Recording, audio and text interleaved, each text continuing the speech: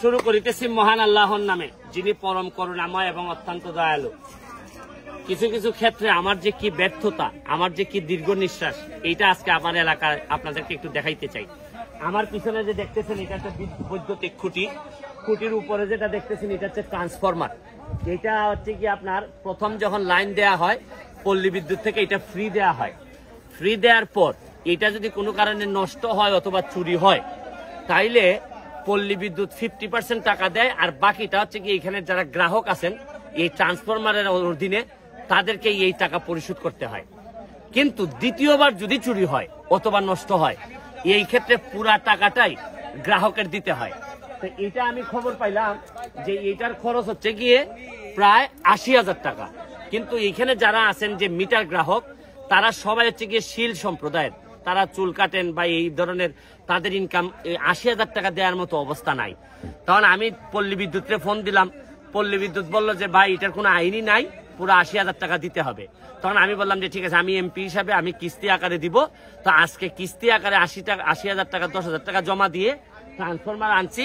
এখন প্রতি মাসে মাসে আমাকে 10,000 টাকা করে দিয়ে এদের 80,000 টাকা শেষ করতে হবে। তো যে কারণে আমি আপনাদেরকে দেখাইতেছি যে বাংলাদেশের সিস্টেমটা কিভাবে তৈরি হয়েছে। চুরি করছে চোর, চোর চুরি করে লাভবান হয়েছে।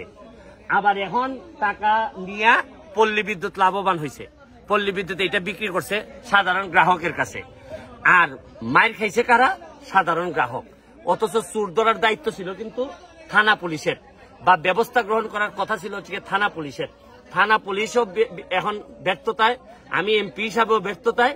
আবার লাভের লাভ হয়ে গেল পল্লী বিদ্যুৎ আর চোরের। আমি চোরকে ধরার জন্য যা যা করার আমি এখন কাজ শুরু করছি। কিন্তু কিভাবে মানুষ বিভিন্ন এলাকায়, এই এলাকায় নাকি এই গত কিছুদিনে প্রায় 15 থেকে 20টা ট্রান্সফরমার চুরি হয়েছে। এখন বুঝেন, এক তো ক্যাপাসিটি চার্জ, তার উপর আবার এখন ট্রান্সফরমারের চুরি হওয়ার জন্য চার্জ। আমি এরা যারা ভুক্তভোগী আছে, আপনারা কয়দিন ধরে বিদ্যুৎ নাই? আমরা 17 দিন ধরে বিদ্যুৎ নাই, আমরা অন্ধকারে গরমের মধ্যে ফ্যান ছাড়া আছি। আর এইটা আগেরটাও 50% দিচ্ছেন? যে আগেরটা আমরা 25-26 হাজারের মতো দিয়ে আনছিলেন। এবার তো অবস্থা খারাপ হবে, এবার এমনিতে দুর্যোগ, জিনিসপত্রের দাম বেশি, আমরা ইনকাম সোর্স কম, যার কারণে আনতে পারছি না। আপনার শরণাপন্ন হয়েছি, আপনি দেওয়া আমরা চিরকৃতজ্ঞ। এখন আপনি দেখেন যে আমার এই পুরা হাইকোর্টের ইনকামের টাকা নিয়ে আইসা কিস্তি করে দিব এই যে ট্রান্সফরমারের, কারণ ট্রান্সফরমারের জন্য কোনো বরাদ্দ সরকারি ভাবে নাই। আর আমি শুধু আপনাদের সামনে একটা জিনিস তুলে ধরলাম যে আমাদের সিস্টেমটাই এমন ভাবে রেডি করা যাতে সব সময় কষ্ট হবে নিম্ন আয়ের মানুষের, সব সময় কষ্ট হবে। এই যে বিভিন্নভাবে টাকা পাচার করে নিবে বড় বড় দুর্নীতিবাজরা, আর গিয়ে শেষ পর্যন্ত করের বোঝা টানতে হবে সাধারণ মানুষদের। এটা আমাদের নিয়তি হয়ে গেছে। আমি জানি না, আমার একটা বিশ্বাস এখনো আছে যে বঙ্গবন্ধুর এই সোনার বাংলায় জননেত্রী শেখ হাসিনার নেতৃত্বে একদিন না একদিন আমরা এই সাধারণ নির্যাতিত নিপীড়িত মানুষকে নিয়ে হাসির বা সুখের মুখ দেখতে পাবো। আজকের মতো বিদায় নিচ্ছি। ভালো থাকুন, সুস্থ থাকুন।